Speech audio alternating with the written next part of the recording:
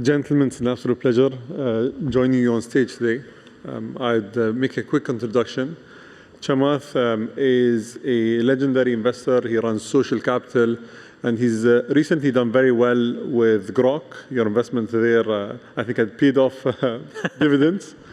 But well done on that. Joe is a friend and the chairman of Alibaba. Last year on the stage, we were talking about AI and where it was going. And I must say, all your predictions came true with regards to how fast China is moving when it comes to artificial intelligence, and as well the ability of companies to iterate, to innovate, and to move forward. I'd like to start off by maybe talking about an interesting shift. We've always been used to seeing the US being the champion of open source, Silicon Valley leading that charge, and the rest of the world focusing on trying to have their own advantage and focus on building closed source systems. With AI, we're seeing a complete shift. China's championing open source. The US is trying to push for open source, but are working on closed source systems. How do you think that's going to affect the way that governments pivot, the way that people choose the AI models that they use? We'll start with Chamath, and then we're going to go to Joe. Well, I'm actually quite surprised by it as well. I mean, I do think that there are a handful of American open source models that are quite good. I think NVIDIA's models are excellent. But in fairness, the Chinese open source models are just superb. So I think what it means is that every country, probably in the next 3 to 5 years, will be forced to make a very important decision, which is around the sovereignty of their own productivity and GDP. Because to the extent that these AI models become a key driver of productivity, but to the extent that these models become a key driver of productivity, it's going to be important for every country to make their own decisions about their own sovereignty. And in that realm, I think the open source models provide the clearest path, because it just gives you total transparency into what's happening underneath the hood. Now, there's a lot of work, and we can talk about this later, that has to happen for a country to be able to embrace an open source model. But I think the future is open source. Joe? Well, I totally agree with what Chamath said about different countries. You're better off with open source model if you are focused on sovereignty and having control of your own data.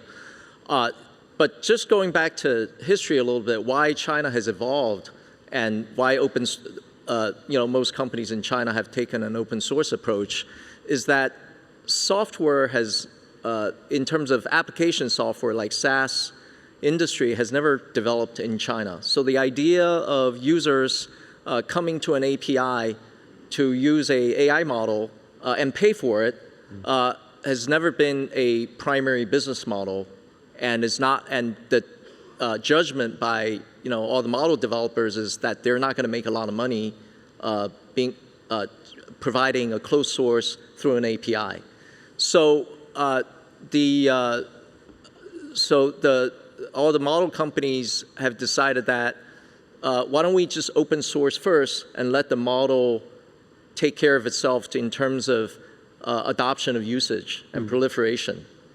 And fortunately, a lot of the various governments have taken notice, and because they care about the sovereignty aspect and care about their data privacy, you could take an open source model and deploy it on your own infrastructure.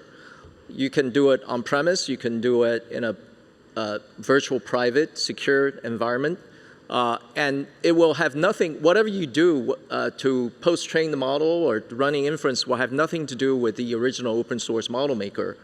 And that thereby you basically claim sovereignty, claim ownership of the model.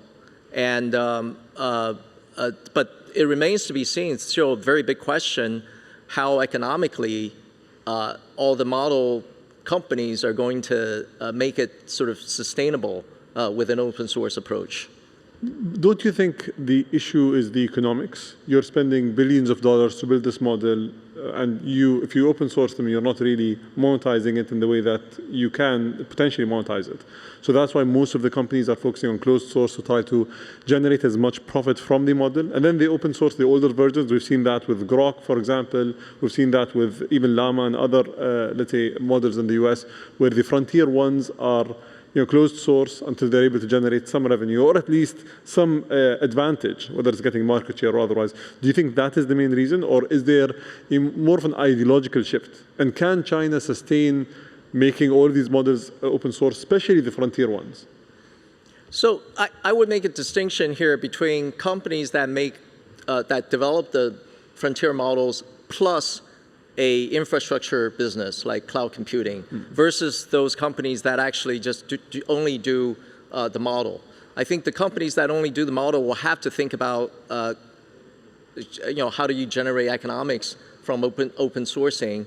The companies that actually have a cloud infrastructure, for example, in the United States, you have Google that has a full stack of the model and the cloud infrastructure. They also have chips, can monetize in other ways from the usage of the open source model. Obviously, Gemini is not an open source, but if you look at China, look at the example of Alibaba. We have our Quinn model is open source, but we also run our cloud business. And today, we're monetizing because people are training and also developing running inference on their models on our infrastructure, and thereby generating the economics. But I think it remains to be seen how in the future, how can you get, especially consumers, pay for a monthly subscription and generate economics there. That remains to be seen. That's the biggest challenge in the Chinese market. Chamath? I mean, I think the reality is that when you adopt an open source model, you're going to need, as Joe said, all of these other things. You're going to need power. You're going to need infrastructure. Depending on the solution that you use, you're going to need a lot of natural resources, specialty chemicals. You're going to need battery systems. And then you're going to need all the know-how. And then on top of all that, you're going to need the capital and the financing.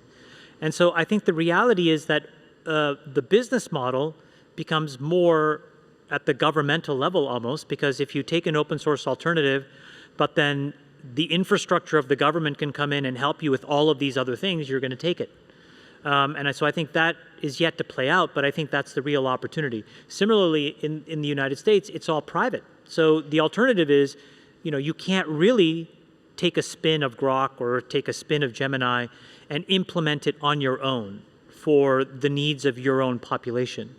But yet you still have to bear the cost of all of these other things. So if all of this was packaged and financed and turnkey and in a box, I think that's the ultimate best solution. That's probably where, international finance organizations and development banks probably need to play more of an evolving role over these next 10, 20 years. Many of the conversations that I currently have and interviews that I would do, and I'm sure that you guys will go through the same thing, people talk about the AI bubble. And the bubble in a sense of, is it sustainable? Can we keep seeing the numbers that we're seeing? We've recently seen the issue with memory and memory availability, and we're not being able to produce memory enough. And when it comes to bubbles, I think there are two types of bubbles. There's the tulip mania bubble, which was completely made up. It blew up, people lost their money, and there was nothing left except the legacy of the bubble. And then there's the train and railway bubble of the UK of the 19th century, where people went and invested in railway tracks, which gave the UK the legacy of being one of the most connected places on earth through railway. So there was actually a tangible legacy that was left behind. In terms of tangible legacies for artificial intelligence, and I'm not saying it is a bubble, but let's assume that there was a set of bubbles along the way of the progress of artificial intelligence. Do you think that energy infrastructure is that? So is the safe bet investing in energy infrastructure? Is the safe bet investing in chips? I think it's very much a TBD. And the reason is that the capability of these models can actually disrupt the underlying asset that you may think is safe. So the example that I would give you is, we are 1 or 2 generations of models away from a model demonstrating that there's a certain chemistry that can effectuate, for example, a ultra-high storage battery, or that can effectuate a room temperature superconductor. If any of those things come to pass, we all would collectively have to underwrite what the actual value of our natural resources collectively as a world means. It would change how we use oil, it would change how we use nat gas, it would change how we build SMRs, So I think the honest answer is, this is why it's such a profoundly interesting moment. All of the things that we've used to underwrite productivity and GDP will get re-questioned because this superintelligence allows us to see things that, the frailty of the human condition we can't quite see at today. And I think we should just be open-minded and prepared to deal with that as a community, because I think it's going to be complicated. So there's no bubble in that context. Joe? Yeah, Chamath just raised a very interesting point, which is there's no bubble if you take these models operate on the current path of trajectory, but there's some breakthrough change, then the energy infrastructure, all that stuff that becomes a bubble in itself. It's sort of a bubble that's happens because conditions have changed. I think I wouldn't call it a corner case, but that's something that people should think about. Yeah. But I think if you look at right now, the massive amount of CapEx investment that all the hyperscalers, all the model companies are making, I mean, the latest quarter of reports that people are doubling their CapEx. It used to be last year, these hyperscalers are making $60 to $80 billion per company per year of CapEx, and now it's double, like 120 to 150 billion per year. It's astounding, just within a year, right? But here's the thing, I think a few things are driving it. Number one, people still believe in the scaling law, and now also the idea that inference time scaling is important because more compute resources will be allocated to inference, and inference is where everybody that uses AI will touch influence, as opposed to the few model companies that only do training, right? So a lot of CapEx that's going toward inference. And then finally, you have people making multimodal models that deal in generative rich media, videos, images, that will burn a lot of GPU resources. So people seeing this scaling law and multimodal world, and we haven't even talked about world models yet, and that's, I think, the validation that there will need to be more compute that need to be invested in. I don't think these trends are going to reverse or veer off. In the future, people will still continue to, for example, are people going to consume less videos? I don't think so. So in that sense, there's no bubble. But having said that, people are investing, anticipating future demand as opposed to.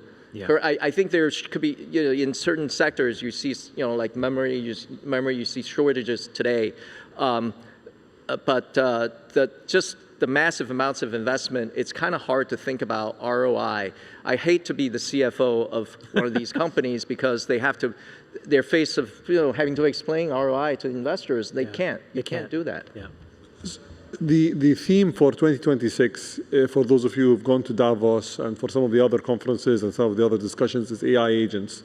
And agents are the name of the game. People have to actually try to work with agents, deploy, develop, and utilize the different agents that are going to do different tasks. We have a number of heads of state and heads of government in the room.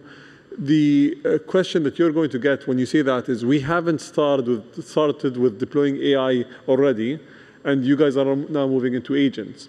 So if someone wants to leapfrog, someone who hasn't done anything yet, whether it's a nation in Africa or a nation in Latin America or a nation in Southeast Asia, what would your advice be?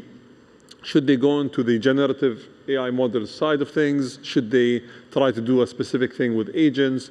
What would be your advice if you were advising them? Neither. I think you have to pick a model, and I think you need to deploy it inside your own borders with your own power and roughly your own people, and be able to use it for a handful of very useful and practical solutions to everyday problems, whether it's public health, or whether it's governmental services, or frankly, the most important and valuable one is education, which is being able to create a system that teaches the young people in your country how to learn in this new world where this supercomputer will be available to everybody. All this other stuff, I think, is very speculative. It's exactly what Joe said. Every frontier has a new language that it uses to justify further investment. And I think today, because there isn't a super clear ROI, agents are the next vernacular that we've chosen to justify the next $200 or $300 billion of investment. The more practical solution, I think, is to be one generation and one step behind that and say, let's go and educate our kids, cure some disease, and make it easier to renew our driver's license. And if you just do that, I think you're going to have a happy population. So quality of life improvement. I think so. Joe? I totally agree. I think governments have to think about what is the application where the use of AI will be productive and useful in education, in healthcare, and you should start with the use cases first. What is the right application for AI? I think the idea of building up the full stack infrastructure, everything, is a game for large economies. It's like building up a military industry. It's not for everybody. So once you've identified the use case and the applications, then the question is, all right, whose technology are we going to leverage on?